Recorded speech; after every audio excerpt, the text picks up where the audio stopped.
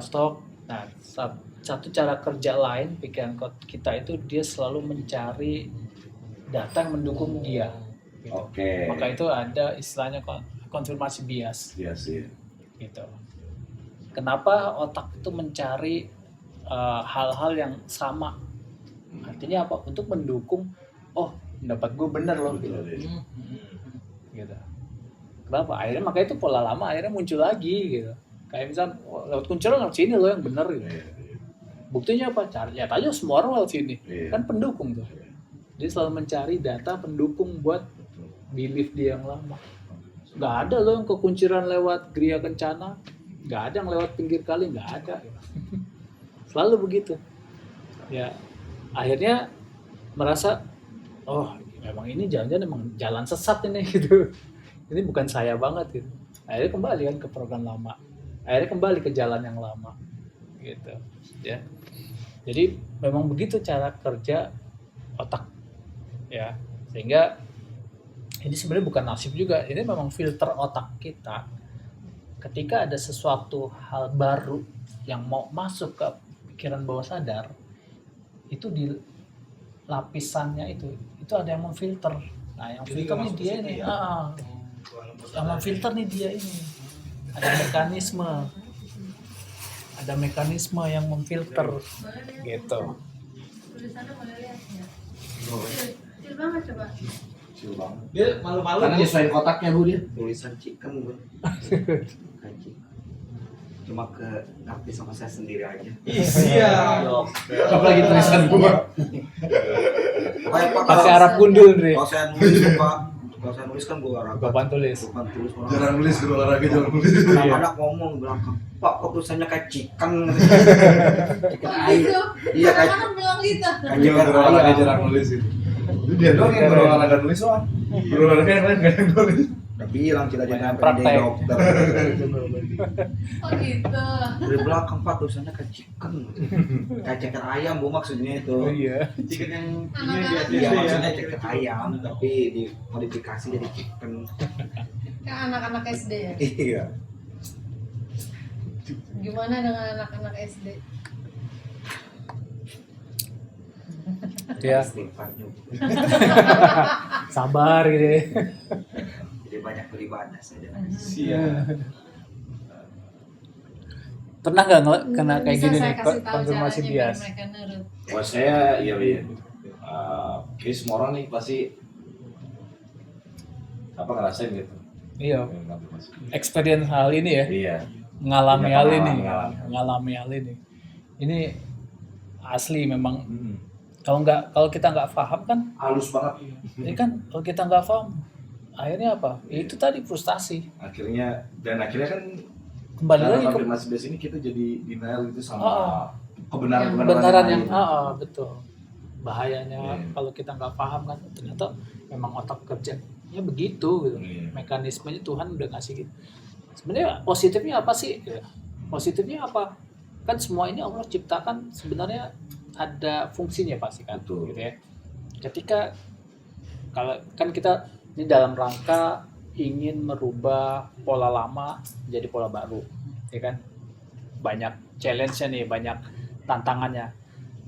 Maksudnya kenapa Tuhan kasih ada mekanisme seperti ini di otak kita? Ya supaya tidak semua hal yang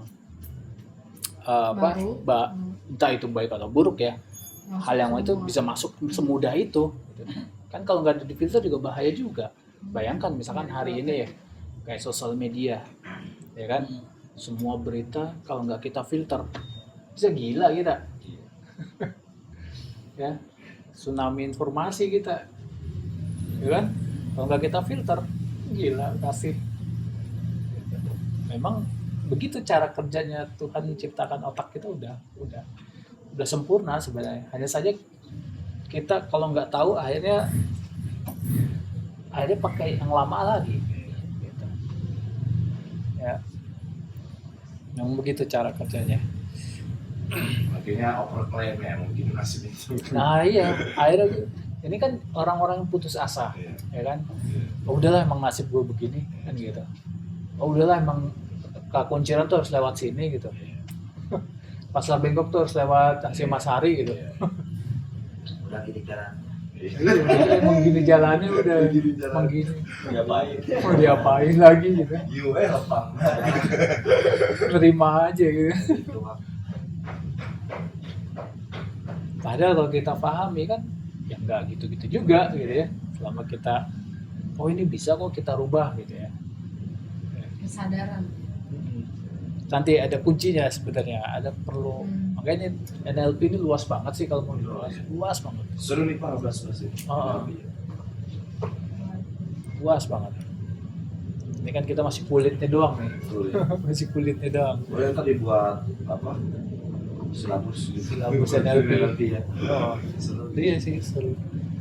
Kayak tadi saya juga udah ngomong mau saya sebenarnya punya 3 program untuk edukasi ya, educational, belajar sama-sama gitu ya. Salah satunya adalah educational tentang pengembangan diri, ya kan, ya mindset. Yang kedua mindset kan ya pasti bahasanya juga NLP banyak. Yang ketiga saya ingin juga belajar sama-sama mengedukasi tentang finance, keuangan. Iya. Gimana sih cara ngelola keuangan gitu ya. 3 tuh saya Bagus, pengen Bro. gitu. Bagus gitu. Kayak ya sama-sama kita upgrade-nya sama-sama gitu. Kan kalau belajar keuangan tanpa mindset yang benar, tanpa dirinya yang benar juga Kayak punya air. uang habis berapa juga akan habis. Kalau kayak gelas atau wadah bocor terus, Iya. lagi wadahnya kecil ya udah nerimanya segitu. Kalau gelas ya segitu, tapi kalau ceret ya segini, tapi kotoran ya 1000 gitu, bisa, ya kan?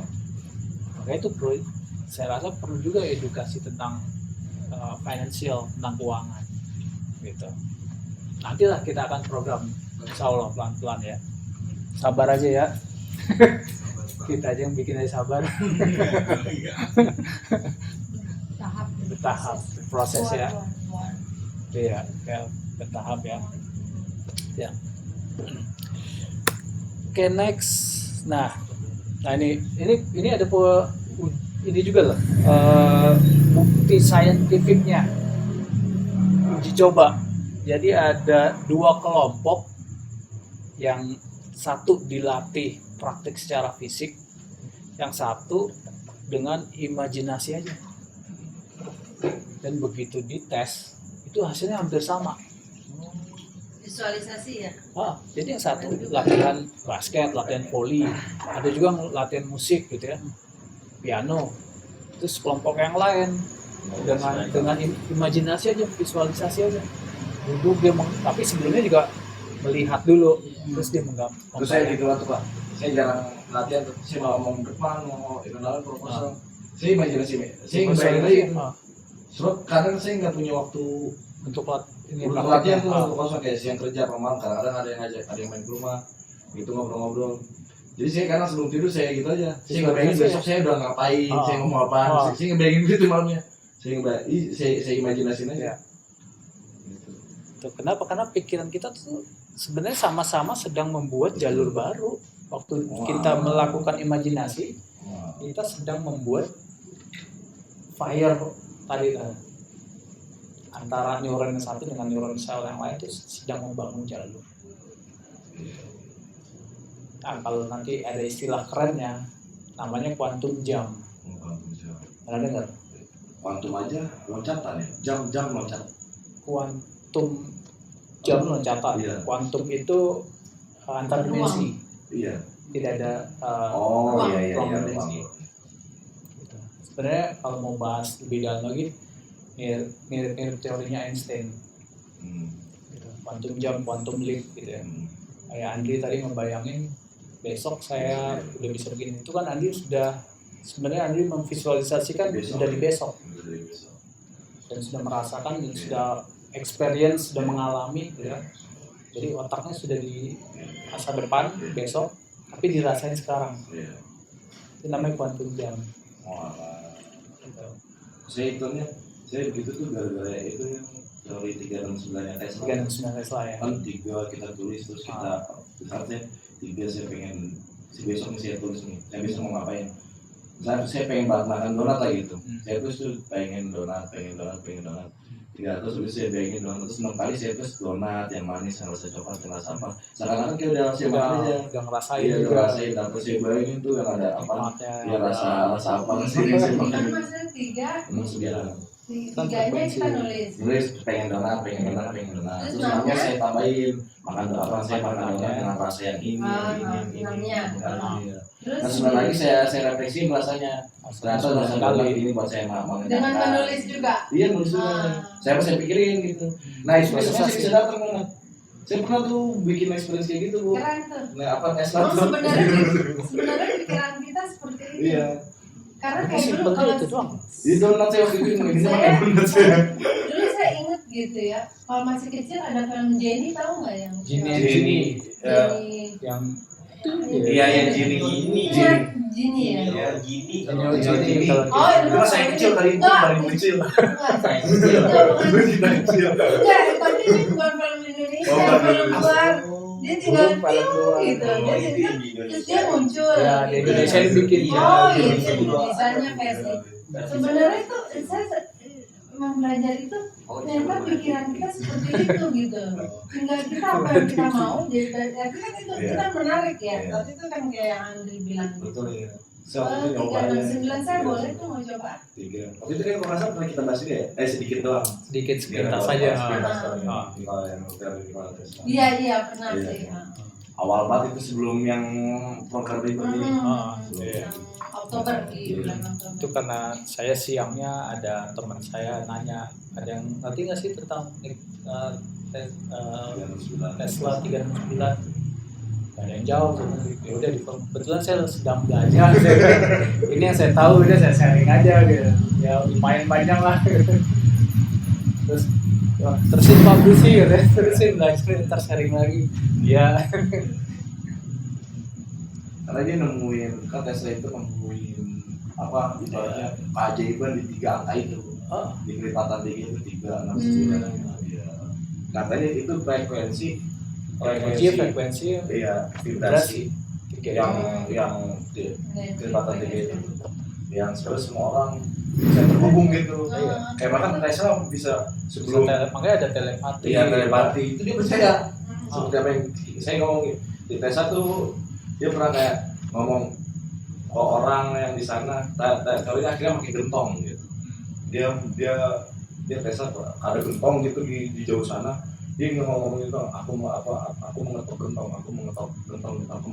3 kali. Terus dia bayangin emang dia udah bawa palunya, terus yang karena aku mau ngetok gentong dan rumahnya keras gitu dan seterusnya. Terus aku yang sebenarnya aku mau ngetok gentong, orang-orang pada keluar dan orang-orang selalu pada keluar nengok ada yang ngetok gentong nggak sih gitu. Ada yang ngetok gentong nggak sih? Itu tuh yang dipraktekin sama Tesla. Makanya saya penasaran, saya ini pakai donat tuh. Biasanya ada yang nganterin donat, orang ngaji. Bapak saya nganterinnya ke rumah saya. Banyak kok teman saya juga banyak yang gitu. Iya. Udah jalanin gitu. Beda. Terus saya itu udah gara-gara Itu frekuensinya juga. baca-baca itu. Sama lewat sepintas gitu kadang-kadang di Facebook gimana. Jadi lebih sensitif juga jadi kita sama Iya. environment. Oh, ada donat kan Iya. gitu. Itu kalau nggak sadar juga kan, Iya. misalnya bapaknya Andri nggak bilang ada donat, jadi Iya, nggak sadar kan betul, gitu. betul. Jadi lebih sensitif. Nah itu jadi boleh tuh tadi kayak tadi Andri nyoba gitu. Apapun itu misalkan di bank nih mau punya produk, imajinasiin aja. Oh produk saya laku, namanya ini, wah bisa saya kirim ke seluruh Indonesia. Divisualisasi Visualisasi. Itu waktu sering berulang. Iya, iya. Oh, Karena itu sedang membuat pola di dalam pikiran kita, dan kan pikiran kita menarik energi yang terjadi. kayak memancarkan, itu memancarkan. Kayak ibu pernah bilang kalau dulu pas awal bayangin kalau diri kamu emang layak ada di posisi itu untuk mendapatkan itu tuh. Iya. Saya masih ingat tuh kayak iya ketika kita bayangin atau imajinasi sesuatu justru yang kita bayangin atau kita imajinasi itu bukan ketidakmungkinannya, justru kelayakan kita di Iya, posisi itu. iya. Posisi itu. Oh, Jadi kayak bener-bener real apa gitu. Iya, Keren. visualisasi. Jadi emang kita beneran. Oh, yang relaksasi ya? Relaksasi itu ya. Makanya itu relaksasi bagus, apalagi nanti dimasukin anchor.